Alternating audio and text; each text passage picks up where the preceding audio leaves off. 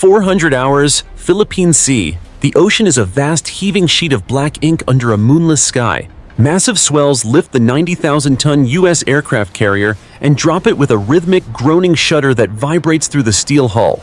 Salt spray lashes across the flight deck, coating the parked fighter jets in a slick, wet sheen. Inside the bridge, the air is cool and smells of recycled oxygen and stale coffee. The room is dim, lit only by the soft red glow of instrument panels and the hypnotic green sweep of radar screens. Officers speak in hushed, clipped tones, their faces illuminated by the monitors. A heavy, suffocating silence hangs over the fleet, broken only by the hum of the ship's ventilation systems. A petty officer at the forward sensor station stiffens in his chair. He leans closer to his screen, narrowing his eyes at a faint, ghost-like signature on the periphery. It flickers once, then vanishes. He wipes the screen with his sleeve. It reappears, brighter this time. It is not a fishing vessel. It is not a commercial liner. It is a formation. "Contact! Multiple surface targets bearing 310 high speed," he shouts. The silence shatters. The officer of the deck spins around, dropping his mug. "General quarters! General quarters! Man battle stations!" The alarm klaxon screams to life. The piercing electronic wail tears through the corridors, waking the dead. Below decks, the ship erupts into chaos. Sailors bolt upright in their racks, eyes wide, hearts hammering against their ribs. They throw aside blankets and jump to the cold steel floor. Boots slam onto metal grating as hundreds of crewmen sprint toward their stations. Watertight doors slam shut with heavy metallic thuds, locking the ship into fighting condition. In the ready room, pilots scramble into their flight gear. They zip up G-suits with trembling hands and grab their helmets. There is no briefing. There is no time. They run toward the flight deck access tunnels. On the flight deck, floodlights snap on, bathing the wet asphalt in blinding white light. The wind roars across the exposed platform. Yellow-shirted flight directors sprint into the gale, waving light batons. Steam billows from the catapult tracks, hissing like a captured beast. Ground crews rush to the lead fighter jets, pulling wheel chocks and ripping off safety tags with frantic precision. The captain stands on the bridge wing, binoculars pressed to his eyes. He stares into the black horizon. He sees nothing but the dark water, but the radar tells the truth. The enemy is here. The ocean is about to burn. 430 hours. Philippine Sea. The eastern horizon, previously a void of darkness, suddenly pulses with an unnatural, rhythmic strobe. Miles away, the silhouettes of Chinese destroyers cut through the mist. The ocean surface boils as vertical launch tubes burst open. Compressed air hisses, expelling massive cylinders of steel and explosives into the cool night air. Rocket motors ignite with a blinding flash that turns night into day.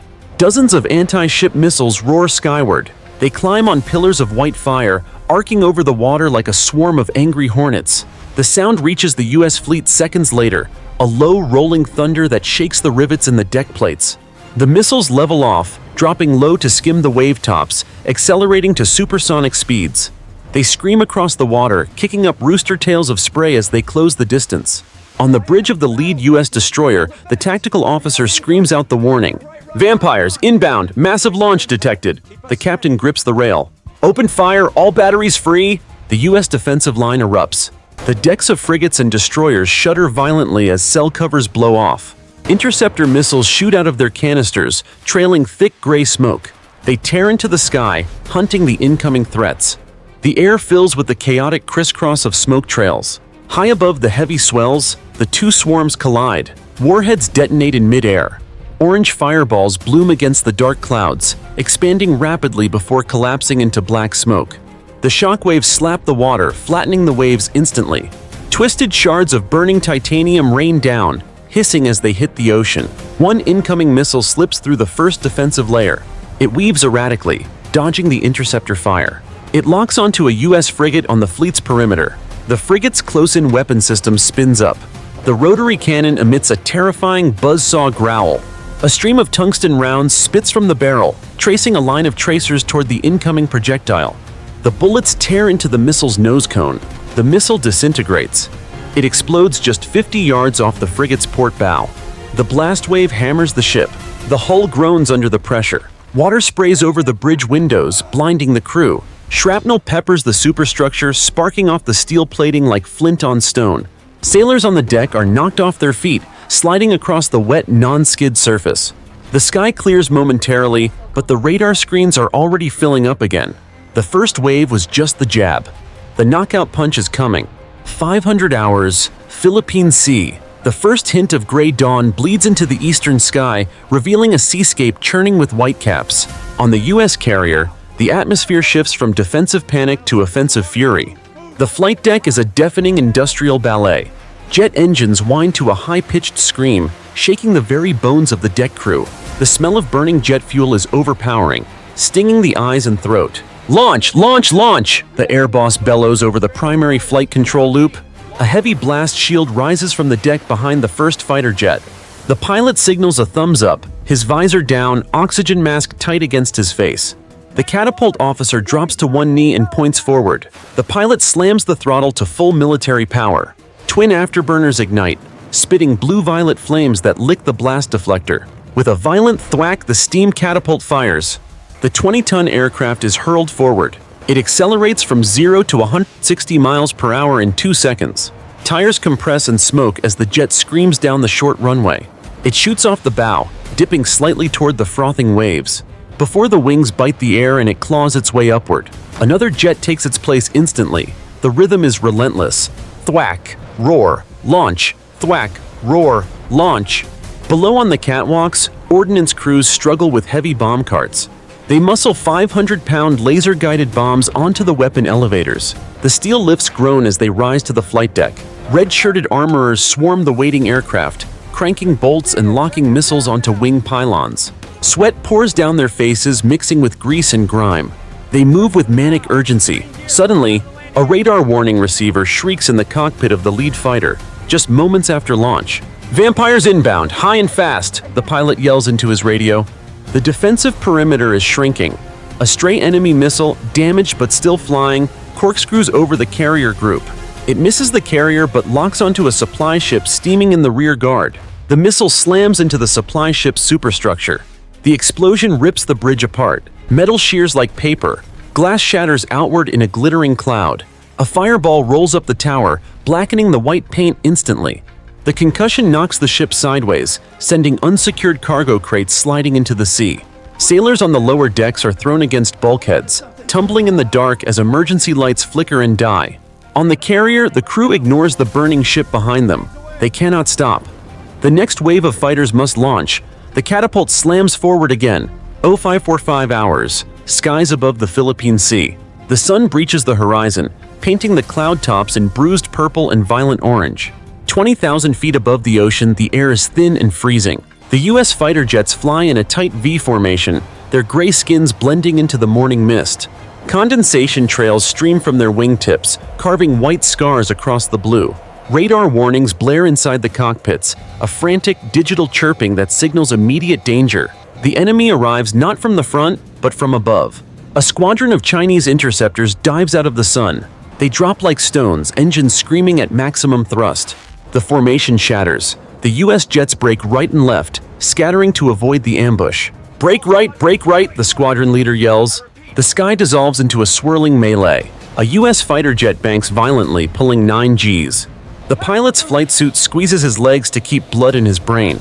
The aircraft shudders as it cuts through the turbulent air. A Chinese interceptor locks onto the U.S. wingman. The enemy pilot fires a short-range heat-seeking missile. It leaps off the rail, riding a plume of white smoke. The U.S. pilot dumps flares. Incandescent magnesium balls pop from the fuselage, burning hotter than the sun. They drift backward, creating a confusing wall of heat. The missile wavers. It chases a flare and detonates harmlessly in empty air, sending a shockwave rippling through the clouds. But the Chinese pilot is too close. He switches to guns. The interceptor's cannon roars. A stream of tracer rounds zips past the U.S. jet's canopy, missing the pilot's head by inches. The glass vibrates from the shock of the passing rounds. The U.S. pilot slams the stick back. His jet screams into a vertical climb, trading speed for altitude. The Chinese jet overshoots, flying directly underneath. The U.S. pilot kicks the rudder and flips the nose down. He is now behind the enemy. The targeting reticle turns red. A tone grousel in his headset. He squeezes the trigger. A missile erupts from under his wing. It closes the distance in a heartbeat. It slams into the Chinese interceptor's right engine. The explosion shears the tail off the enemy aircraft. The jet spins wildly, engulfed in flames. It tumbles out of the sky, trailing a long ribbon of black smoke. The canopy blows off. The ejection seat rockets upward, throwing the enemy pilot into the freezing slipstream before his parachute snaps open. Around them, 3 more jets are burning. The air is thick with falling metal and the smell of ozone. 6:30 hours, Philippine Sea. The sun is fully up now, glaring harshly off the whitecaps. The high-altitude dogfight has scattered, leaving a deceptive heavy silence over the water. On the perimeter of the U.S. formation, the sea appears empty. Suddenly, the radar screens on the lead destroyer wash out with jamming static. The electronic noise screams through the speakers, drowning out voice commands. Through the haze, they appear. Heavy Chinese bombers flying dangerously low, skimming just feet above the waves to evade long-range radar. Their bomb bay doors snap open. Vampires, vampires, multiple inbound. The U.S. fleet's inner defensive ring activates. The destroyers turn their broadsides toward the threat. The 5-inch deck guns boom rhythmically, pumping airburst shells into the path of the attackers. Black puffs of flak stain the sky, creating a jagged wall of hot shrapnel. The lead bomber flies straight into the curtain of steel. A shell detonates near its right wing. The wing shreds instantly. The massive aircraft cartwheels, slamming into the ocean at 400 miles per hour. It disintegrates, sending a geyser of water and aviation fuel tumbling over the surface. But the others get through. They drop their payloads. Massive cruise missiles detach from their bellies, falling free for a split second before their rocket motors ignite with a blinding white flash. A U.S. frigate cuts hard across the formation, placing its hull between the missiles and the carrier. Its close-in weapon system spins up. The barrel blurs. The buzzsaw roar rips the air. A stream of tracers pours out, hammering the lead missile. The warhead detonates early, showering the frigate with burning debris and shrapnel. The second missile jukes. It bypasses the frigate. It ignores the chaff clouds blooming overhead. It has a solid lock on the largest thermal signature in the water. It drops lower, settling into its terminal attack run. It streaks toward the U.S. carrier. 700 hours, U.S. carrier deck. The massive vessel heels sharply to starboard, carving a deep trough in the ocean as the helm goes hard over. On the flight deck, unsecured chains slide across the non-skid surface, clattering against the scuppers. The air raid sirens are now a continuous, deafening wail. Thousands of sailors brace themselves against bulkheads and machinery. The vibration of the screws fighting the water shudders through the soles of their boots. The incoming missile is a silver blur against the gray water. It does not miss. The cruise missile slams into the port side, just below the flight deck overhang. The impact is absolute. The warhead detonates inside the ship's skin. A blinding flash of white light erupts from the hull, instantly followed by a shock wave that punches the air. 4 inches of steel plating tears open like wet cardboard. The explosion rips a jagged hole 30 feet wide in the side of the ship. Inside the hangar bay, the blast wave enters like a solid hammer. It smashes into a row of parked fighter jets. The aircraft are tossed aside like toys. Wings snap off, fuselages crumple. Aviation fuel lines rupture, spraying high-octane liquid into the air. The fuel ignites. A fireball rolls down the length of the hangar deck. It consumes everything in its path. Workbenches, tool carts, and forklifts are incinerated instantly. The heat melts the paint off the bulkheads.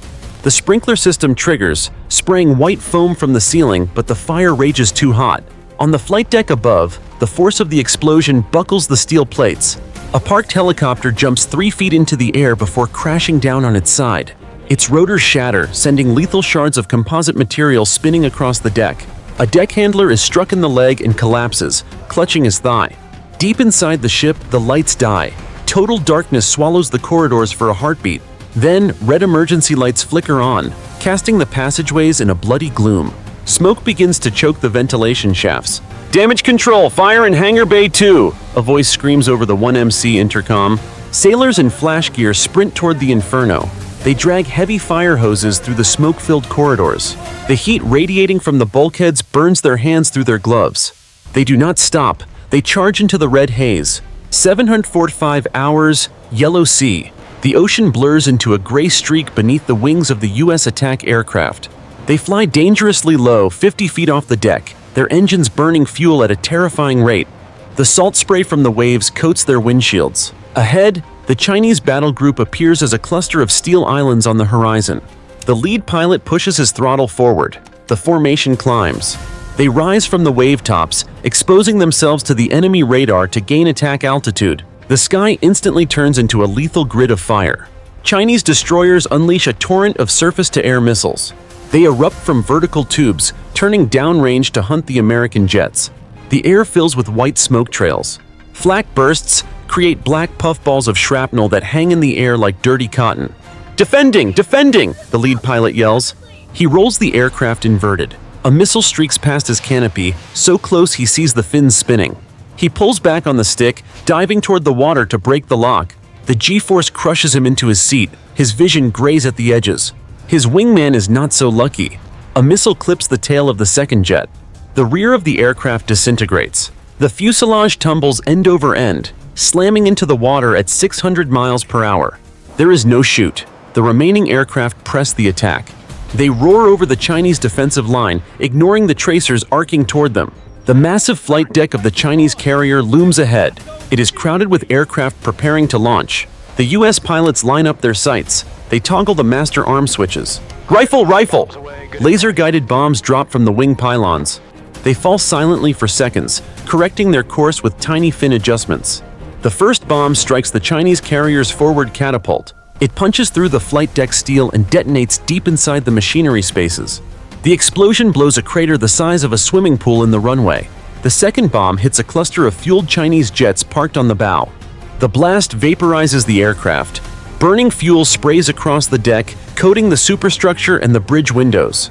A secondary explosion rips through the island tower, shattering the radar arrays. The carrier lists heavily. Smoke pours from the flight deck, trailing behind the ship like a black mourning veil. The remaining U.S. jets bank hard, turning for home, leaving chaos in their wake. 8:30 hours, beneath the Philippine Sea. 300 feet down, the silence is heavy and absolute. The Chinese attack submarine hangs in the cold dark like a predatory shark. Inside the pressure hull, sweat drips from the captain's brow onto the chart table. He watches the sonar waterfall display. The screws of the American fleet churn the water above, a chaotic rhythm of thrashing metal. He speaks a single quiet command. Flood tubes 1 through 4. The ship shudders slightly as water rushes into the forward launch chambers. The weapons officer flips the safety covers. The firing stud glows red, he presses it. Whoosh! Whoosh! Whoosh! 4 heavyweight torpedoes are ejected from the bow. Their propellers spin up, biting into the water. They accelerate instantly to 50 knots, trailing thin copper guidance wires. On the surface, the sonar operator aboard the U.S. destroyer R. Lee Burke rips his headset off, clutching his ears. The scream of the incoming weapons is piercing. "Torpedo! Torpedo in the water, bearing 180! Close aboard!" he yells, his voice cracking. The destroyer captain reacts instantly. He looks at the carrier, limping and burning just a mile away. The torpedoes are tracking the giant. He grabs the tactical radio. "Hard left rudder, all ahead flank, intercept vector." The 60-hull destroyer leans dangerously as it carves a tight circle. The engines roar, pushing the ship to 30 knots. It places itself directly in the path of the lead torpedo. The ship launches acoustic decoys, noisemakers that hiss and pop in the water, but the torpedo ignores them. It sees only the massive steel hull blocking its path. The torpedo strikes amidships, directly under the keel. The explosion is tectonic. 1,000 pounds of high explosives detonate, creating a massive gas bubble beneath the ship. The bubble expands violently, lifting the 9,000-ton destroyer bodily out of the water. The ship hangs suspended in the air for a terrifying second, hogging upward. Then gravity takes over, the ship slams back down. The steel keel cannot withstand the stress.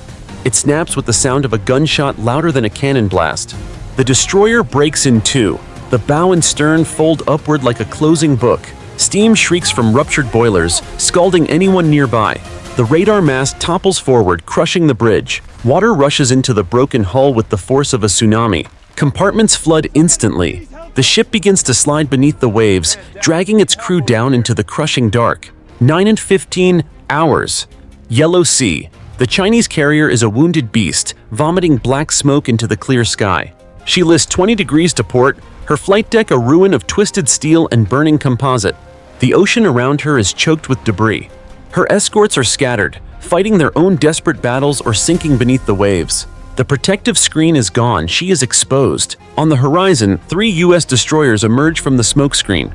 They move in a line abreast, plowing through the heavy seas with grim determination. Their missile hatches stand open. All batteries locked, fire for effect, the Commodore orders. The destroyers shudder in unison. A volley of anti-ship missiles erupts from the vertical launch systems. 12 missiles streak toward the crippled giant. They fly low, skimming the wave tops, their exhaust plumes kicking up white spray. There are no countermeasures left. The Chinese close-in weapon systems are silent, their ammunition expended or their power cables severed. The missiles slam into the starboard side of the Chinese carrier. The impacts are rhythmic and devastating. Boom, boom, boom. The first missile punches through the armor belt near the waterline. It detonates inside the main engineering space. The boilers explode.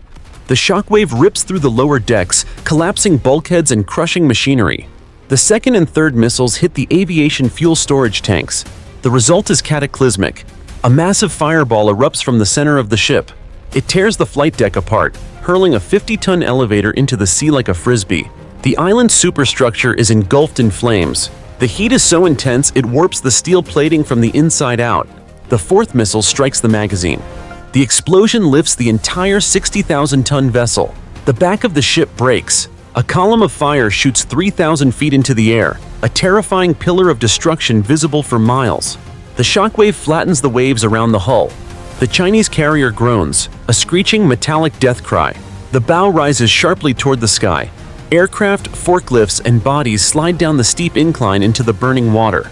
The stern slips under. With a final gargantuan heave, the ship slips beneath the surface. A massive whirlpool forms, sucking debris and oil down into the abyss. 1,000 hours, the Pacific. The guns are silent. The deafening roar of jet engines has faded, replaced by the hollow crackle of burning wreckage and the rhythmic slap of waves against floating debris. A thick pall of black smoke hangs low over the water, stretching for miles like a bruised scar across the sky. The air reeks of burnt diesel, charred plastic, and death. The sun beats down on the oil-slicked swells, illuminating the graveyard of ships. Rescue helicopters hover dangerously low over the water. Their rotors kick up a fine mist of dirty spray. A rescue swimmer jumps from the open door of a U.S. Navy Seahawk. He hits the water with a splash, swimming hard toward a cluster of orange life vests bobbing in the muck. He grabs a wounded sailor, hauling him into a steel rescue basket. The winch cable pulls taut, lifting the dripping men toward the chopper. On the deck of a surviving U.S. destroyer, the crew lines the rail. They are covered in soot. Their uniforms are torn and stained with grease. They do not cheer. They stare at the empty patch of ocean where their sister ship used to be. "Medical team to the flight deck!" a voice barks over the loudspeaker. Corpsmen sprint across the non-skid, carrying stretchers. They kneel beside a pilot pulled from the water. He coughs up seawater, his face pale, his flight suit shredded. They stabilize his neck and lift him, rushing toward the ship's infirmary. In the distance, the remnants of the Chinese fleet limp northward. They are broken shapes on the horizon, trailing thick columns of smoke. The U.S. fleet holds its position, battered but floating. A single large piece of hull plating drifts past the destroyer. It bears the scorched white letters of a ship's name. It bobs once, then sinks slowly beneath the surface. The ocean rolls on, heavy and indifferent to the steel and bones settling into the dark abyss.